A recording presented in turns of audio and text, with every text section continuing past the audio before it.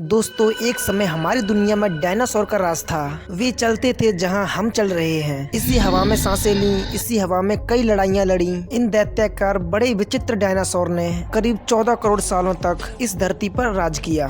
इस डायनासोर की कई हजार प्रजातियां थीं। इनमें से कुछ शाकाहारी थे तो डायनासोर बहुत ही हिंसक और खतरनाक थे। ये उस समय के सबसे खतरनाक और सफल जीव थे। लेकिन अचानक ऐसा क्या हुआ? आखिर वो कौन सी घटना थी जिसने इनका हमेशा हमेशा के लिए पूरी तरीके से नामो निशान मिटा दिया? इसे जानने के लिए हमें करोड़ों साल पीछे जाना पड़ेगा और डायनासोर के अंतिम दिन को करीब से देखना पड़ेगा। तो आइए चलते हैं आज से करीब 65 मिलियन साल पीछे। आज से करीब 6.5 करोड़ साल पहले धरती पर मौसम बिल्कुल सामान्य था। चारों ओर सूरज की रोशनी बिखरी हुई थी। लंबे लंबे पेड़ों से टकराती समुद्र की ठंडी हवाएं और चारों तरफ डायनासोर की चिल्लाने और चिंघारने की आवाजें। जब ये सारी डायनासोर की प्रजाति अपने तब 10 करोड़ साल पहले ही इनकी किस्मत लिखी जा चुकी थी। 10 करोड़ साल पहले एक छोटा सा एस्टेरॉयड का टुकड़ा जो सीधा अंतरिक्ष से आ रहा था, जो धरती से सीधा लगभग 20 करोड़ मील मंगल और बृहस्पति से बने क्षुद्र ग्रह बेल्ट में घूम रहे एक बड़े एस्टेरॉयड से जा टकराता है। इस टकराव से इस बड़े एस्टेरॉयड की दिशा बदल जाती है और वह क्षुद्र ग्रह बेल्ट से निकलकर सीधे पृथ्वी की ओर 22,000 मील प्रति घंटे की रफ्तार से बढ़ने लगता है। जब ये एस्टेरॉयड पृथ्वी से 3,84,000 किलोमीटर की दूरी पर था। यदि ये एस्टेरॉयड पृथ्वी की उपग्रह चांद से टकराता तब धरती से शायद डायनासोर का अंत ना होता। लेकिन नियति को कुछ और ही मंजूर था, इसीलिए ये बड़ा एस्टेरॉयड चांद के बहुत ही नजदीक से गुजर गया। 40 किलोमीटर के व्यास वाला 2 ट्रिलियन मैट्रिक टन का ये एस्टेरॉयड प्रत्येक सेकंड के साथ साथ धरती के करीब बढ़ता जा रहा था। ये एस्टेरॉयड जब पृथ्वी के वातावरण के संपर्क में आया तो इसकी रफ्तार एकाएक 70,000 किलोमीटर प्रति घंटा हो गई। ये एस्टेरॉयड पृथ्वी के वायुमंडल में घुसते ही घर्षण की वजह से ये एक भयानक आग के गोले में बदल गया। ये इतनी रफ्तार से धरती की ओर बढ़ रहा था कि मात्र सिर्फ 4 मिनट में इसने अटलांटिक ओशियन को पार कर लिया।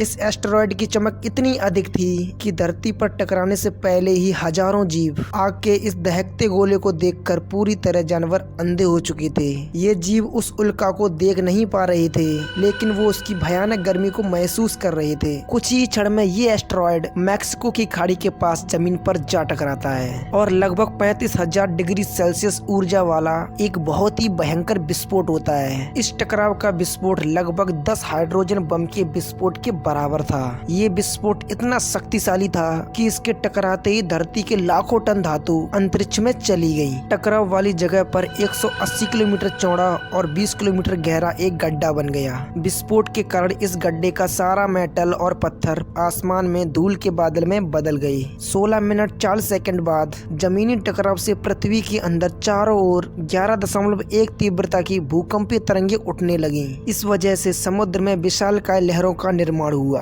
और एक के बाद एक सुनामी की लहरें चारों तरफ बढ़ने लगी। भूकंपीय तरंगों ने सभी सक्रिय ज्वालामुखियों को दहका दिया, जिसके कारण जगह जगह पर डायनासोर का विनाश शुरू हो गया। धरती के महाविनाश की प्रक्रिया आरंभ हो चुकी थी। इस भयानक विस्फोट से रेडिएशन की मात्रा इतनी बढ़ गई कि इसके 800 किलोमीटर के दायरे में सभी जीव जलकर पूरी तरीके से राख के ढेर में तब्दील हो गए थे।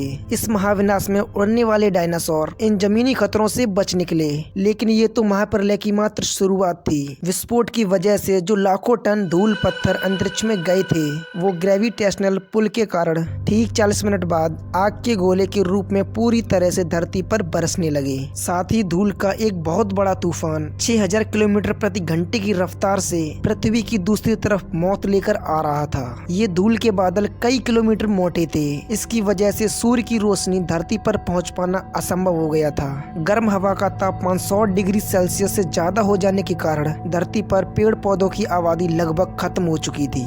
विस्फोट के ठीक 90 मिनट बाद धरती का टेम्परेचर करीब 200 डिग्री सेल्सियस तक पहुंच गया था। इसकी वजह से जो डायनासोर इस विस्फोट के इलाके से कोसों मील दूर थे, वो भी इसकी गर्मी से नहीं बच पाई। इस महाप्रलय में करीब 90% प्रजाति पूरी तरह खत्म हो चुकी, लेकिन ये महाप्रलय किसी अन्य जीव के लिए फायदेमंद हो चुका था। धरती पर डायनासोर का अंत छोटी प्रजाति के लिए सुनहरा अवसर लेकर आया। वह प्रजाति थी मैमल्स की। मैमल्स क्या थे, आखिर कैसे बच गए इस महाप्रलय से? डायनासोर के अंत के बाद इंसान कैसे और कहां से आए, ये जानेंगे हम अगले एपिसोड में। अगर हम अगला वीडियो जल्दी बनाए तो इस वीडियो में 2000 लाइक करवा देना, और यदि आप हमारे चैनल पर नए हो तो हमें हमें सपोर्ट जरूर करना। बहुत ही जल्द मिलेंगे आपको एक और नई वीडियो के साथ।